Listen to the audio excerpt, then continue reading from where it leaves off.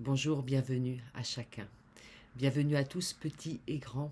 Nous avons aujourd'hui la joie de fêter ensemble les rameaux, ce jour de fête quand Jésus entre à Jérusalem sous les acclamations de la foule.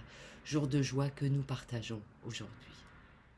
Dansez les enfants, chantez, pèlerins, criez votre joie à Jésus qui vient. Les bronzés, les roux, frayez son chemin. Arabes ou juifs, donnez-vous la main. Le prince de paix vient chez vous sans armes, puisqu'il s'est offert pour le monde entier, puisqu'il a souffert pour réconcilier, soigner toute plaie, sécher toute larme. Nous lisons aujourd'hui dans l'Évangile selon Luc au chapitre 19. Jésus partit en avant et monta vers Jérusalem. Lorsqu'il approcha de Bethphagée et de Béthanie près du mont des Oliviers, il envoya 2 de ses disciples en disant « Allez au village qui est en face. Quand vous y serez entrés, vous trouverez un ânon attaché sur lequel aucun homme ne s'est jamais assis. Détachez-le et amenez-le. Si quelqu'un vous demande « Pourquoi le détachez-vous ?», vous lui direz « Le Seigneur en a besoin ». Ceux qui avaient été envoyés s'en allèrent et trouvèrent les choses comme il leur avait dit. Comme ils détachaient l'ânon, ses maîtres leur dirent « Pourquoi détachez-vous l'ânon ?» Ils répondirent « Le Seigneur en a besoin ». Et ils l'amenèrent à Jésus. Puis ils jetèrent leurs vêtements sur l'ânon et firent monter Jésus.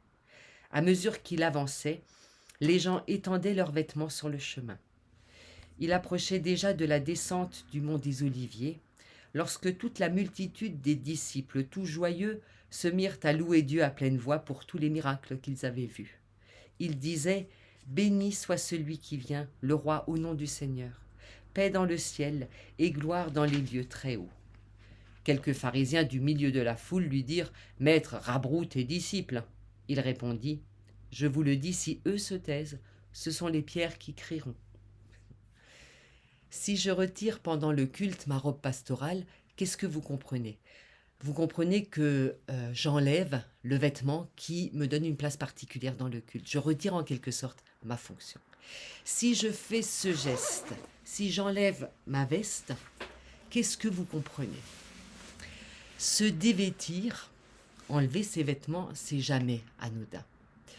Il y a des endroits où être dévêtu, ou presque nu, est normal, à la plage et à la piscine par exemple. Mais il y a des endroits, c'est très important d'avoir des vêtements sur le dos. C'est nécessaire, ça dit même notre identité, parce qu'on ne s'habille pas de la même manière qu'on soit jeune ou vieux, et on ne s'habille pas de la même manière qu'on aille au théâtre ou au McDo. Quand est-ce que vous enlevez vos vêtements, votre veste ? Quand vous arrivez à la maison, chez vous, quand vous arrivez à l'école, quand vous êtes invité chez des personnes, on prend votre manteau. C'est une manière de vous mettre à l'aise. C'est aussi une manière de se présenter tel qu'on est, plus en vérité que ce qu'on fait avec des vêtements.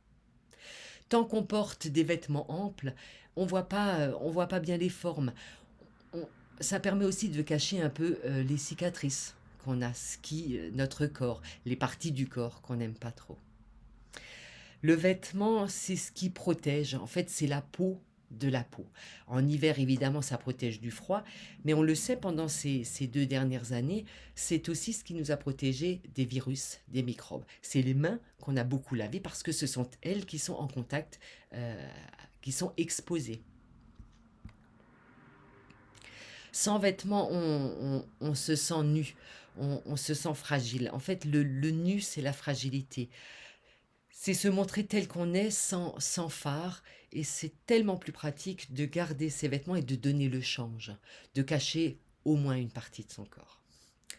Enlever son manteau, sa tunique, c'est ce que les spectateurs, ceux qui assistent à l'entrée de Jésus à Jérusalem, font ce jour-là. Ils retirent leur tunique, leur manteau et le mettent devant les pas de Jésus. La même histoire nous est racontée aussi dans les autres évangiles, chez Matthieu et Marc par exemple, mais chez ces 2 auteurs-là, on a des rameaux, et c'est pour ça que c'est le dimanche des rameaux. Les spectateurs utilisent des petites branches d'arbres qu'ils mettent comme un tapis devant les pieds de Jésus. Et on comprend le geste de respect que ça représente. On fait un petit tapis aux pieds de Jésus. Mais chez Luc, ce n'est pas le cas.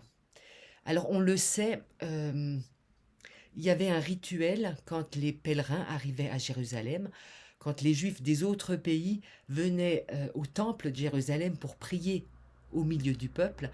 Eh ben, on avait l'habitude d'accueillir ces personnes qui venaient de loin avec des rameaux. C'était un rituel très joyeux pour les accueillir, pour les intégrer, pour leur dire bienvenue, pour prier tous ensemble.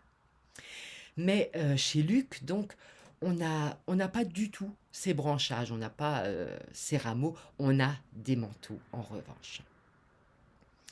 Et pendant le culte, des petites tuniques ont été distribuées à l'assemblée. Ces petites tuniques en papier, certes, ont permis à chacun d'écrire un sujet de prière.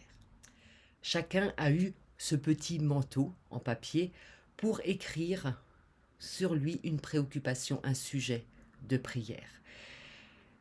En fait, on fait la même chose que les spectateurs de Jérusalem.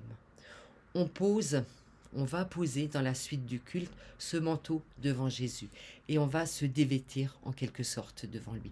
On va lui dire nos préoccupations. Sur ces petites tuniques, chacun aura noté une préoccupation qui lui pèse, le nom d'un ami, d'un voisin ou une intention de prière pour le monde. En fait, tout le culte a cet objectif, c'est celui de nous présenter devant Dieu tel que nous sommes en vérité, sans se cacher derrière des habits amples ou sans maquillage qui rend plus présentable.